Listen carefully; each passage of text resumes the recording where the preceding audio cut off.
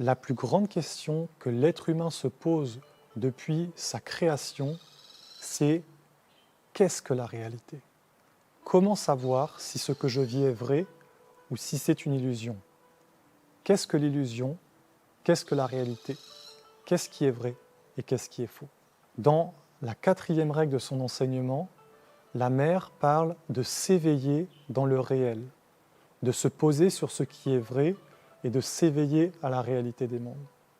Donc dans cette vidéo, j'aimerais vous partager cette sagesse sur le réel, sur la réalité, pour amener une vision de comment savoir, comment reconnaître ce qui est vrai et ce qui est de l'illusion, à la fois en soi, pour savoir ce qui dans ta vie t'appartient en propre, ce qui appartient à ton âme, et ce qui ne t'appartient pas, qui appartient à un monde d'illusions, mais aussi pour pouvoir le reconnaître dans le monde, dans la vie.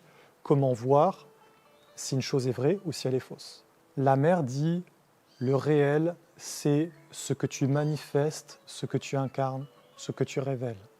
Ce n'est pas juste à l'extérieur, ce n'est pas juste ce que tu fais avec ton corps physique, ce que tu fais dans la matière, dans le monde extérieur, mais c'est aussi ce qui habite ta pensée, ce qui habite tes sentiments, ce qui habite ta volonté, ce qui émane de toi comme une émanation, comme une aura, comme un champ de vie, c'est ce qui se révèle de toi.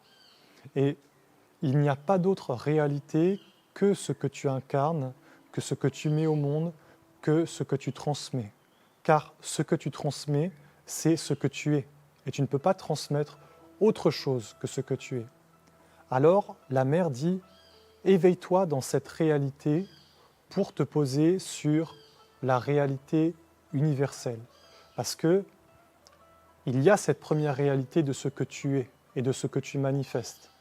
Et quand tu entres dans un chemin intérieur, dans un chemin de travail sur toi, dans un chemin de divinité, c'est-à-dire dans une tradition vivante qui te conduit à la divinité, tu as cette prise de conscience quasiment instantanée que l'homme mortel est illusion, que la vie telle qu'on la vit, avec nos croyances, nos perceptions, notre façon d'être, est une illusion. Aujourd'hui même, on le voit par rapport à notre mode de vie sur la Terre, notre mode de vie extérieur.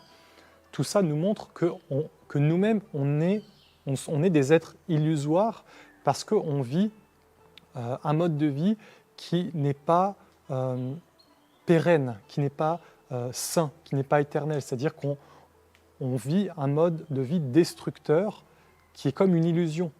Parce que qu'est-ce que c'est le propre de l'illusion? L'illusion, c'est donc une émanation du mensonge. Le mensonge, c'est la négation de Dieu, donc la négation de la vie. Dieu est la vie, Dieu est la lumière, Dieu est la beauté. Le mensonge est une obscurité. Le mensonge est une négation de la vie, c'est-à-dire c'est un monde mort, un monde qui sépare, un monde qui coupe. Donc, qu'est-ce que c'est que l'illusion? L'illusion, c'est un monde qui t'amène vers la mort, qui t'amène vers la séparation, qui t'amène vers l'illusion.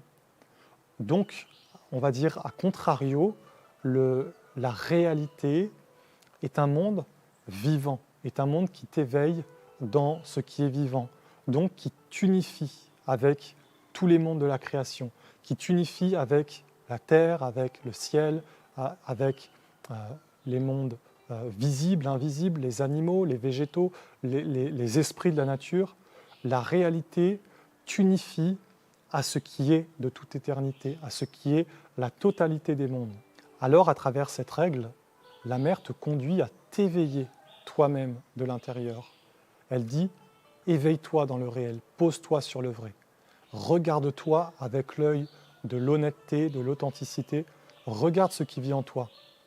Il y a forcément deux côtés. Il y a forcément un côté de lumière et de divinité, un côté de beauté, c'est ton être divin, et il y a forcément aussi un autre côté, un côté humain, le moi éphémère, qui est constitué de faiblesses, de défauts, de vices, de mauvaises habitudes, de contre-vertus. Donc, regarde-le, cela, et ne sois pas dans l'illusion de croire que tu es quelqu'un de bien, que tu es un être de lumière, alors que ce que tu incarnes et que tu manifestes dans ta vie n'est pas la lumière. Dis-toi, je suis un être en chemin, je suis dans un travail et je m'éveille dans la réalité, je regarde ce qui vit en moi pour pouvoir avancer réellement. La mère, elle enseigne cette sagesse pour que tu puisses réellement avancer. Parce que tu peux avoir des convictions spirituelles, tu peux étudier des enseignements, lire des livres, regarder des vidéos, même faire des pratiques spirituelles toute ta vie, mais rester à l'extérieur. C'est-à-dire ne pas aller vers la connaissance de toi et ne pas t'éveiller à ta propre réalité, à ce que tu incarnes. Et dans ce cas-là, tu perds ton temps. Tu perds le temps précieux qu'il t'est donné, tu perds l'énergie de la vie précieuse qui t'est donnée à ne pas t'éveiller et à ne pas avancer sur un chemin d'évolution de l'âme. Si tu vas à l'intérieur, tu vas voir qu'il y a forcément quelque chose en toi à transformer et que tu ne peux pas aller vers le monde de la lumière, tu ne peux pas prétendre à l'amour, à la paix, à l'éternité, à la divinité, sans te transformer. Alors, s'éveiller à la réalité, c'est regarder sans peur, sans obscurité, tout ce qui vit en toi. C'est mettre de la lumière dans les profondeurs, là où il y a les ténèbres. Et c'est prendre ces ténèbres et les arracher de sa vie intérieure. C'est regarder les faiblesses et regarder ses défauts, regarder ses mauvaises habitudes, regarder ce qui vit en soi et qui n'est pas forcément de la lumière, et travailler sur cette matière, la transformer de façon à ce qu'elle n'ait plus de place dans ta vie intérieure. Parce que si tu connais une chose, si tu sais qu'elle vit en toi, tu vas savoir qu'est-ce que tu dois faire pour ne plus la nourrir. Tu vas la voir et tu vas voir que cet aspect en toi appartient à l'illusion, appartient au mensonge, donc il ne fait pas partie de toi. Donc il y a une séparation, une désidentification avec ton moi mortel. Si je suis honnête avec vous, cette règle de l'enseignement de la mère, elle te conduit à cette prise de conscience que ton moi mortel, ta personnalité n'existe pas, qu'en réalité, en tant qu'être humain, tu n'as pas vraiment d'existence propre, mais que ce qui existe en toi, c'est ton âme, c'est ce qui est le divin, et que tant que tu ne retrouves pas cette semence divine, cette flamme, cette étincelle de ton être divin, alors tu demeures un être qui dort pour le monde divin, pour le Père et pour la Mère de la création éternelle. Tu es encore une semence endormie.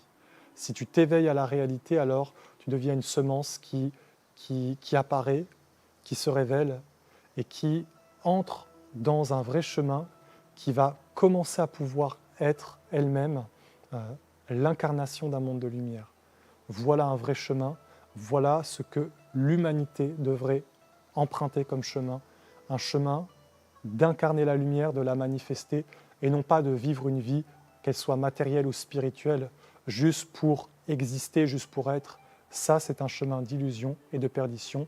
C'est ce qu'on appelle la roue de la réincarnation inconsciente qui se répète et se répète au fil du temps. Je vous dis à demain pour vous partager la sagesse de la 5e règle de la mère.